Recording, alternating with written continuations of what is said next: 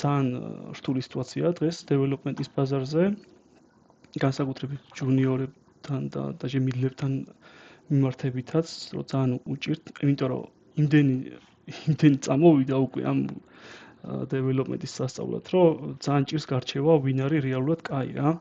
ხო და ამ დროს არსებობს ეგეთი სფერო, ტესტირების ავტომატიზაცია, სადაც რეალურად სასწავლად არის 10-ჯერ უფრო მარტივი, იმიტომ რომ რეალურად გჭირდება იმ კონკრეტული ენის ბეისიკების სწავლა, რაზეც აპირებს რომ დაწერო ტესტები, მაგალითად C# ამ შემთხვევაში, ხო? C# ბეისიკები კარგად თუ იცი, თავისუფლად შეგიძლია რომ ტესტირების ავტომატიზაციაზე იმუშაო რა.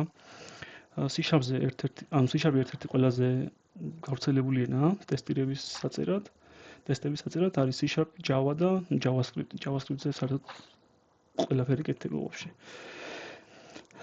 ხო, ანუ ძალიან მარტივია, გაცილებით მარტივია დეველოპმენტზე და ანაზღაურების მხრივაც რო ავიღოთ, არ ვიცი, ანუ შეიძლება ერთ-ერთი ზუსტად იგივე არ იყოს, მაგრამ ბევრითაც არ ჩამორჩება რა, ძალიან მაგარი ანაზღაურება არის აქაც.